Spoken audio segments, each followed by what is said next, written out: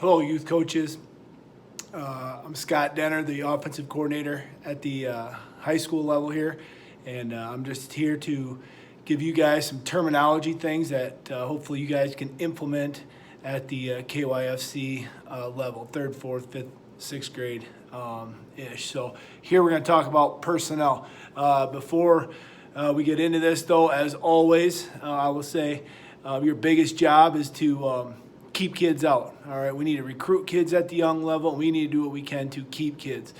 Football is under attack these days, and ironically, I think it's become as safe as it's ever been. All right, but kids need to have fun. They need to learn the fundamentals. Okay, and they need to work hard and combine those with have great energy from you guys as coaches. So anyway, on to personnel groups. I'm going to show you 3 different personnel groups that we use at the high school that I think you could and should implement at the youth level. I do not expect you to use all 3 of those, but I expect you to look at your team, which one of these 3 maybe fits your team, and stick with that one. Okay, maybe at 5th and 6th grade you may be choosing 2 of these, maybe to get another guy involved or something, but you'll see what I'm talking about here in a second. So the first one that we're going to start with at the high school level, because it fits our personnel the best, is what we call flex. Okay, so this formation will be right. Okay, so we would call, hey, flex personnel. Okay, they would run in the game, and this would be right formation. Okay, in right formation, the Y and the F are both to the right side. Okay, the H is in a pistol set. Quarterback 4.5 yards behind the center. H is 3 yards behind the quarterback. The F, his feet should split the right foot of the guard.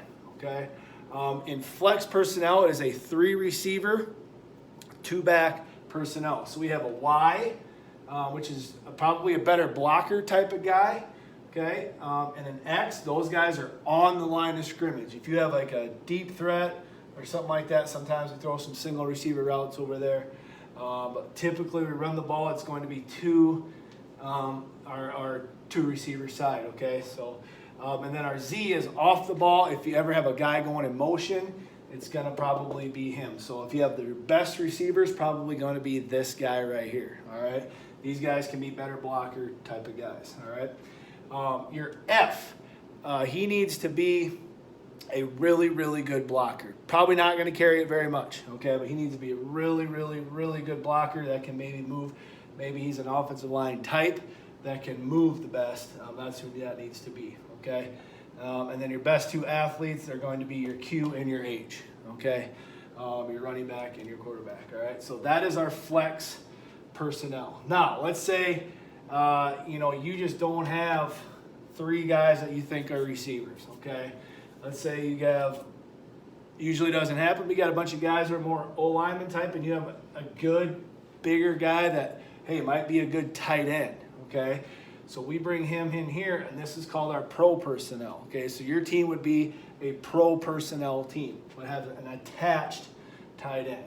Okay, same as flex for everything else, but instead of a receiver, you bring in a tight end. So that is called pro personnel. Our last one is, say you're really, really short on guys that are maybe receivers, and you have a few guys that are maybe tight end type of bodies. Okay, we would call this tight personnel. Okay, where you have a U in instead of an X, okay? So you'll be a little bit more probably of a running team, which at the youth level we probably are anyway, okay?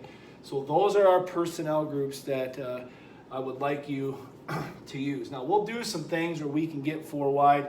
We'll do that with the H. I'll show you that later, but I just want to talk about your different personnel groups, okay? So we have the Y, Z, and the X, so it's a little bit more spread out, more receivers.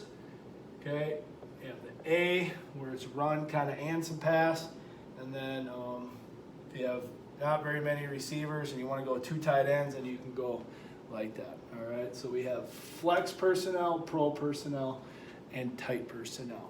Okay, but remember, none of this matters if we can't keep kids out and they're not having fun and learning the fundamentals. That's what's going to matter.